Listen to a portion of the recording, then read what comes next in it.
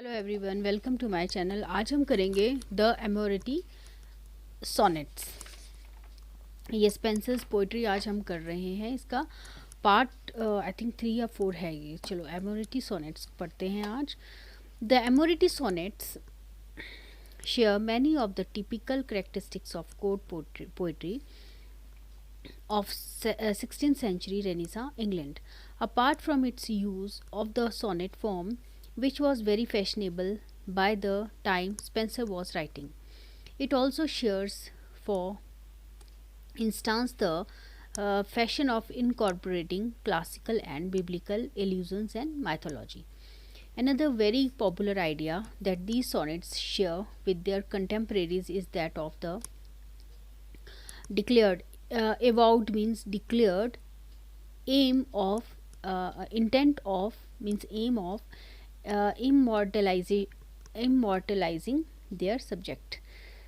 In this instance, Elizabeth Boyle, Boyle, while Spenser owes some of his imagery in particular to continental writers like the Italian poet Tasso and the French poet Ronsard. These sonnets are essentially variations on the Petrarchan sonnet, which Spenser was familiar with given the popularity of Petrarchan poetry in Elizabethan England and through his own translations of Petrarch.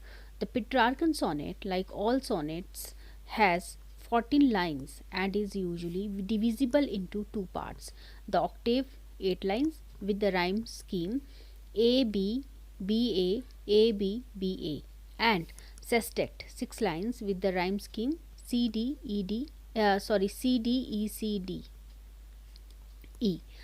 फिर से बोलती हूँ C D E C D E, or its variants like C D C C D C.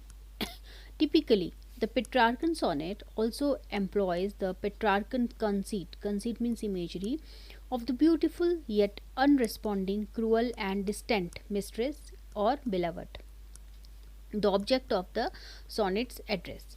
This figure was picked up and reworked by Elizabethan sonneteers in translation of Petrarch and in original poems till it became almost hackneyed. Hackneyed means overused. But the Petrarch of the Elizabethan imagination is the early Petrarch, obsessed by the instability of his passions, manifested in his poetry through the common device of the oxymoron. Oxymoron means conflict. The later Petrarch, uh, who seeks absolution. Absolution means unlimited authority from such mutability. Mutability means change. Is picked up only by Spenser among the Elizabethans.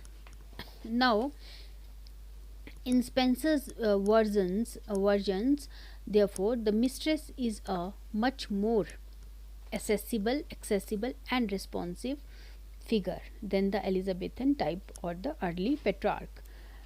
The entire sonnet sequence may be split roughly into three movements or phases of passion. The first section, sonnet 1 to 36, is largely in the mode of complaint and sees the mistress as tyrannical and his own love as oppressive. The second section, sonnet from 37 to 69, refigures the lover and his mistress in more uh, exploratory and therefore more conciliatory. Conciliatory means peacemaking term, with the lover appearing more aware of his mistress as herself a feeling, thinking, and speaking subject of passion. The last section, sonnet 70 to 87, is a reversal of the first phase. It sees the poet lover as successful in his amorous enterprise, and the terms of relation change towards the subordination of the mistress to the desire and will of the lover. It must be noted that, like a finely composed piece of music, The three movements cannot inactually be so easily separated.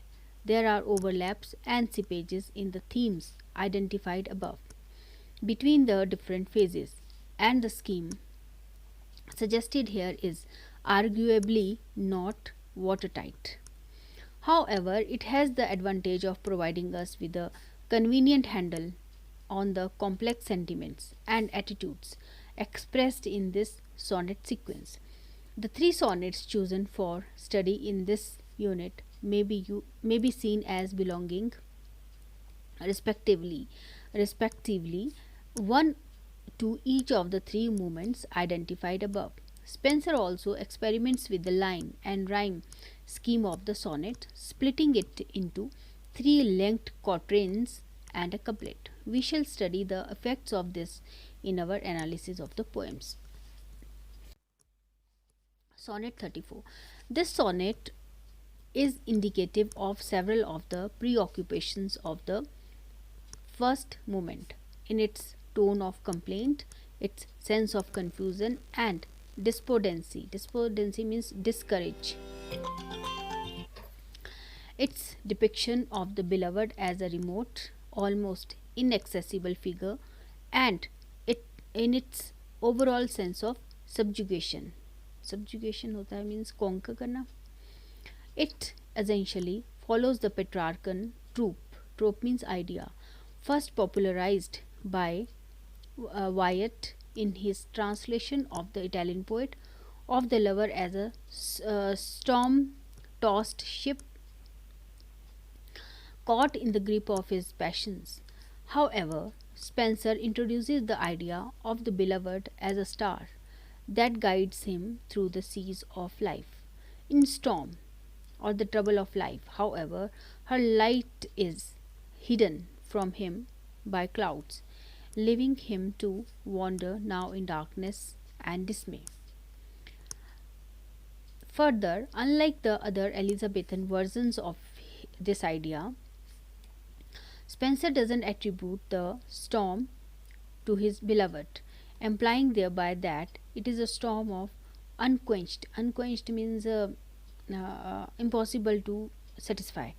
Desires, कभी ना खत्म होने वाली desires. Contrarily, he hopes that when this storm is past, she will shine again as his guiding star.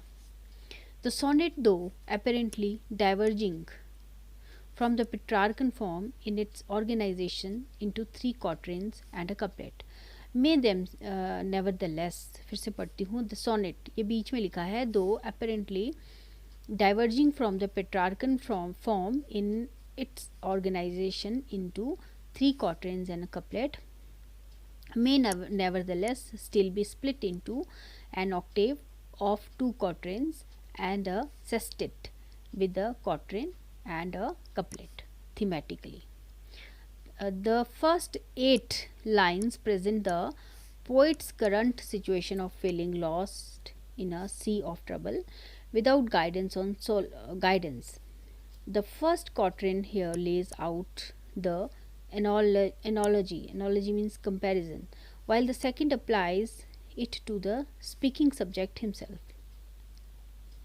The next 6 lines reverse this downward mood to anticipate release from the perils, means dangers, and a renewed access to his beloved.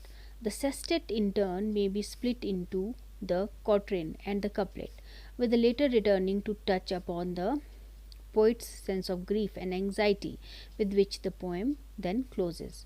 The sonnet employs the typical Spenserian sonnet form with a rhyme scheme AB, AB, BC, BC, CD, CD, EE. The interesting effect this achieves is the continuity between the different quatrains, but a discontinuity with a couplet. In terms of reading the poem, this has one possible effect. The three quatrains reflect a total experience of trouble and care, in which the hope and anticipation of relief from the experience becomes a part of it rather than distinct from it. The final couplet then functions as a reflective commentary distinct from the experience, and in fact almost objectively rendering means giving the experience as a total and continuing one. इसमें ना हमने sonnet 34 कर लिया है. अब हम next video में sonnet 67 and 77 करेंगे. उसके बाद हमारा ये यूनिट भी फिनिश हो जाएगा. Thank you so much.